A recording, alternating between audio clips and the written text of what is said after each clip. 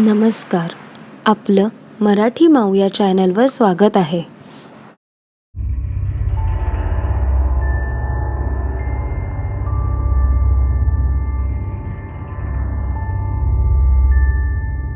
नमस्कार. मी Janaki. Hotel मॅनेजमेंटचा course complete झाला आणि ताबडतोब CV इंटरनेटवर अपलोड केला. काही दिवसातच मला बरेच नोकरीचे मेल येऊ लागले. पण त्या दिवशी सकाळी मला फोन आला. एका हॉटेलमध्ये भरती होती, पण लोकेशन गोवा होते. मी इंटरव्ह्यू सहजच दिला आणि नशीब म्हणजे मी त्यात सिलेक्टही झाले. पण राहायचे कुठे हा मोठा प्रश्न होता. त्यांनी मला पुढच्याच आठवड्यात जॉईन कर असे सांगितले होते. मी जरा टेन्शनमध्येच होते. तसेच बाबांच्या मित्राच्या ओळखीचे गोव्यात राहत होते. त्यांचा बंगला असून ते पेइंग गेस्टही शोधत होते. पण त्यांच्या काही अटी होत्या. अट नंबर 1 म्हणजे मुलगीच हवी आणि दुसरी म्हणजे ओळखीतलीच हवी. कारण त्या बंगल्यात 2 स्त्रिया राहत होत्या. 2 बहिणीच होत्या. मोठ्या बहिणीचं नाव रोझी. रोझी साधारण 45 वर्षाची होती आणि लहान बहीण मेरी. मेरी साधारण 35 वर्षाची होती. त्या दोघीच बंगल्यात राहत होत्या. त्यांना अजून एक बहीणही होती. तिचा काही वर्षांपूर्वीच मृत्यू झाला होता. मी दुसऱ्याच दिवशी गोव्याला पोचले. रोझी आंटी झाडांना पाणी घालत होत्या आणि मेरीशी गप्पाही मारत होत्या. आश्चर्याची गोष्ट म्हणजे मेरी खुर्चीवर बसून एकटक बघत होती. तिच्या तोंडातून एक शब्दही फुटत नव्हता.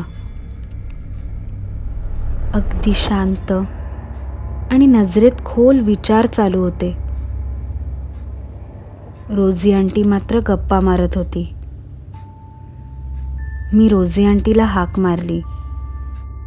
रोझी आंटी मागे वळली आणि स्मित हास्याने माझे स्वागत केले.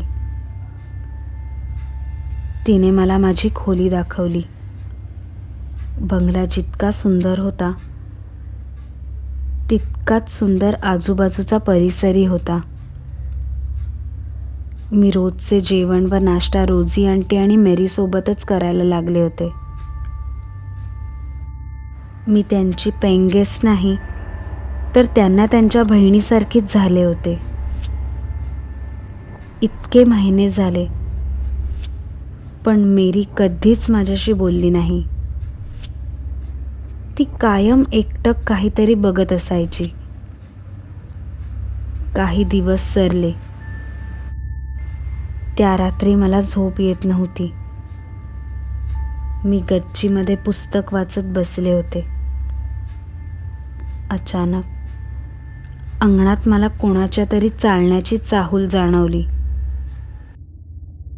मी पुस्तक बाजूला ठेवलं आणि खाली वाकून पाहिले. मेरी चक्क झोपाळ्याच्या दिशेने चालू लागली. मी भिंतीच्या मागे आडोसा घेतला आणि लपून पाहू लागले. मेरी झोपाळ्यावर बसली होती.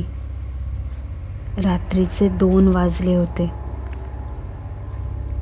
अचानक तिने मागे वळून कुणाला तरी हातवारे करून बोलवू लागली. मला तिचे हे वागणे जरा वेड्यासारखेच वाटले. मी आत जाणार इतक्यात 2 मुली बंगल्याच्या गेटमधून आत आल्या. एक मुलगी साधारण 3-4 वर्षाची होती आणि दुसरी साधारण 25-30 वर्षाची असावी. आत येऊन मेरीच्या समोर उभ्या होत्या. आश्चर्य म्हणजे मेरी, जी कधीच कुणाशी बोलत नाही, कायम शून्यात असते, तीच मेरी त्या मुलींशी अगदी हसून खेळून बोलत होती. मला दिसणारे दृश्य स्वप्न वाटत होते. तिच्या मैत्रिणी असाव्या असं समजून मी माझ्या खोलीत आले. तेवढ्यात मला लक्षात आले, मी माझं पुस्तक गच्चीवरच विसरले. ते घेण्यास मी गच्चीत गेले आणि बघता क्षणी माझ्या पायाखालची जमीनच सरकली. त्या 2 मुली गच्चीच्या काठावर खाली पाय सोडून बसल्या होत्या. मी जरा घाबरलेच होते. त्यांनी माझ्याकडे वळून पाहिले. त्यांचे चेहरे जणू विद्रूपच होते. मी समजून गेले, हे दुसरं तिसरं काही नसून एक अमानवीय शक्ती आहे. मी धावतच खाली रूममध्ये गेले आणि डोक्यावर पांघरून घेऊन झोपून गेले. दुसरा दिवस उजाडला. दुसरा दिवस उजाडताच मी रोझी आंटीला सगळं सांगायचा निर्णय घेतला. पण त्या दिवशी नेमक्या त्या वास्कोला गेल्या होत्या, काही घरातले सामानच आणायला. रात्र झाली. मी जास्त विचार न करता झोपले. अचानक कोणीतरी रडायचा आवाज येऊ लागला. मी खाली गेले.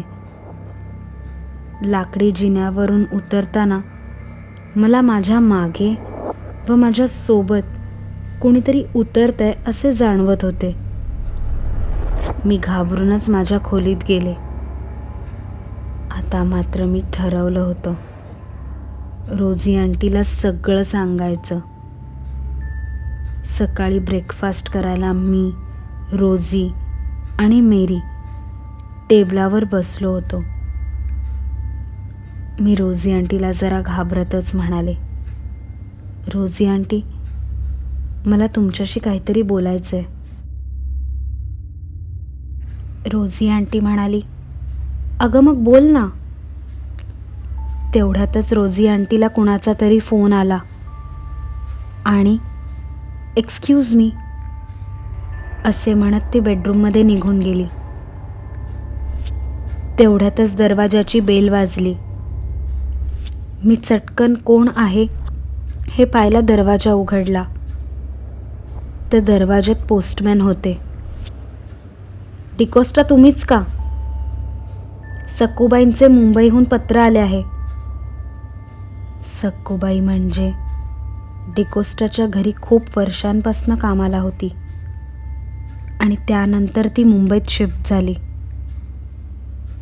सक्कूबाईंचे नाव ऐकताच मेरी आनंदाने धावत आली आणि पत्र माझ्या हातून खेचूनच घेतले. मी पोस्टमॅनच्या कागदावर सही केली आणि दरवाजा लावून घेतला. मेरी पत्र वाचण्यात मग्न होती. अचानक आनंदी चेहऱ्याचे रूपांतर एका उदास आणि पाणावलेल्या डोळ्यांनी घेतले. मेरी रडू लागली.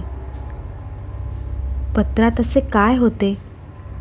तिने पत्र टेबलावर आपटले आणि ती खोलीत जाऊन रडू लागली. रोझी तोवर फोनवर बोलून टेबलाजवळ आली आणि मला विचारू लागली, काय झालं मेरीला? मी त्यांना घडलेला सर्व प्रकार सांगितला आणि विचारले, रोझी आंटी, ते पत्र जरा वाचा ना, काय लिहिलंय त्यात? मेरी अशी का निघून गेली? रोझीला पत्र वाचून घामच फुटला आणि ती खुर्चीवर डोक्याला हात लावून बसली. मी रोझी आंटीच्या जवळ गेले आणि अनेक प्रश्नांचा भडीमार केला. काय झालं रोझी आंटी? काय लिहिलंय त्या पत्रात? रोजीच्या तोंडून एकही शब्द फुटत नव्हता. ती डोक्याला हात लावून बसली होती. मी आता ते पत्र रोजीच्या हातातून घेतले आणि ते पत्र वाचू लागले. ते पत्र वाचताच मलाही घाम फुटला आणि डोळे देखील पाणावले. ते पत्र सक्कूबाईंचेच होते. सक्कूबाई खूप वर्षांपासून रोजी आंटीकडे घरकामाला होत्या. सक्कूबाईंनी एक दुःखद बातमी पाठवली होती. रोजीताई, मेरीताईंची मुलगी मागच्याच आठवड्यात कावळीने वारली. आता मात्र मी जरा विचार करू लागले. मेरीची मुलगी? कसं शक्य आहे? मी रोजी आंटीला विचारलं, काय आहे सगळं रोजी आंटी? तेव्हा रोजी आंटी म्हणाली, 5 वर्षापूर्वीची गोष्ट आहे. मेरी एका मुलाच्या प्रेमात पडली होती. खूप खुश होती ती. मेरी आम्हा तिन्ही बहिणींमध्ये दिसायला सर्वात सुंदर आणि हुशार देखील होती.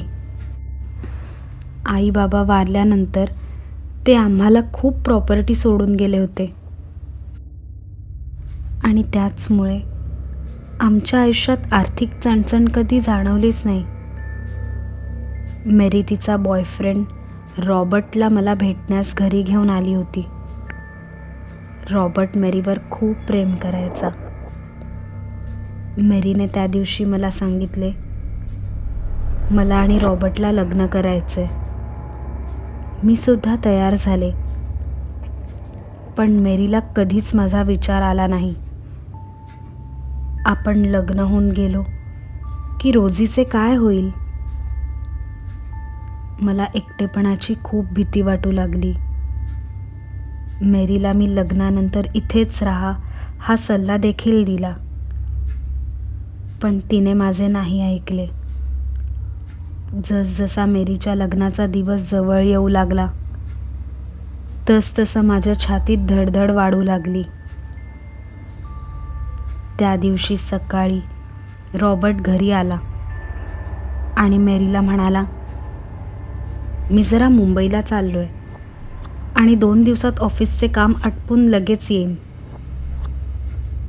मेरीने त्या दिवशी त्याला शेवटचंच बाय केले, कारण त्यानंतर रॉबर्ट कधीच परत आला नाही. मी रोजी आंटीला जरा आश्चर्यानेच विचारले, म्हणजे काय म्हणायचं तुम्हाला? रोजी आंटी म्हणाली,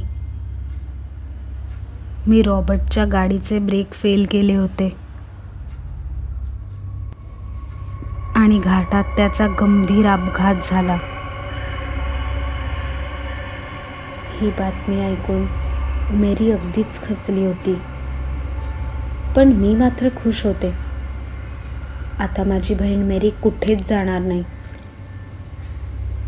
काही दिवसातच कळले, मेरी प्रेग्नंट आहे. तिचे पुढचे आयुष्य खराब होऊ नये म्हणून मेरीच्या डिलेव्हरीच्या दिवशी मी मेरीला झालेल्या गोंडस मुलीला सक्कूबाईंना दिले आणि त्यांना मुंबईला रातोरात पाठवले. मेरीला खोटंच सांगितलं की तुझे बाळ जन्मताच मरण पावले. त्या दिवसापासून ती अशीच रॉबर्टच्या आठवणीत राहू लागली. हे सर्व खूप भयानक होतं. मी रोजी आंटीला म्हणाले, याचा अर्थ मला काही दिवसांपासून जी मुलगी दिसते ती लहान मुलगी मेरीची आहे? रोजी आंटी रडतच हो म्हणाली. मी रोजी आंटीला विचारलं, पण मग ती बाई कोण जी त्या लहान मुलीबरोबर दिसते? ती माझी लहान बहीण लारा आहे. लारा आमची सावत्र बहीण होती. मेरी आणि तिचं खूप छान जमायचं. मेरीला लारा सोबत असली की कुणाचीच गरज लागायची नाही, अगदी माझी सुद्धा नाही. आणि म्हणूनच एका रात्री मी लाराला आमच्या स्विमिंग पूलमध्ये ढकललं. तिला पोहता येत नव्हतं ना. पाण्यात अगदी तडफडून तिचा जीव गेला. मी हे सगळं ऐकून थक्कच झाले होते. मी म्हणाले, रोझी आंटी, तुम्ही हे खूप वाईट केलंय आणि याला विकृतपणा म्हणतात. तेवढ्यातच आमचे लक्ष मागे गेले. हे सगळं बोलणं मेरीने ऐकलं होतं आणि तिला हृदयविकाराचा झटका आला. पण मरता मरता ती म्हणाली, रोझी, तू मला तुझ्यापासून कधीच लांब जाऊ दिलं नाहीस ना. आता बघ, मी मरतेय, मग तूही मरणार का?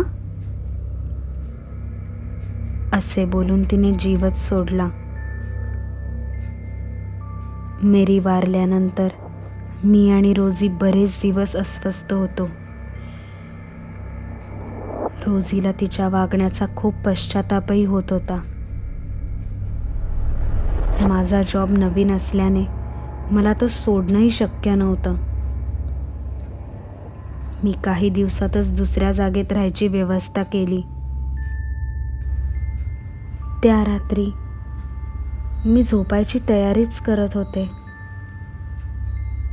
आणि अचानक मला झोपाळ्याच्या साखळीचा आवाज येऊ लागला. असे वाटत होते कुणीतरी एवढ्या रात्री झोपाळ्यावर बसले आहे. मी जास्त विचार न करता माझ्या खिडकीतून डोकावून पाहिले. मला तिघेही, म्हणजे मेरी, मेरीची मुलगी आणि लारा अंगणात झोपाळ्याजवळ बसलेल्या दिसल्या. काही क्षणात त्यांनी कुणाला तरी हात करून बोलावले. ती व्यक्ती बंगल्याचा दरवाजा उघडून आत आली. त्या व्यक्तीचा चेहरा पाहताच माझ्या पायाखालची जमीन सरकली. ती दुसरी तिसरी कोणी नसून रोझी आंटी होती. या तिघी तर अमानवीय शक्ती आहेत.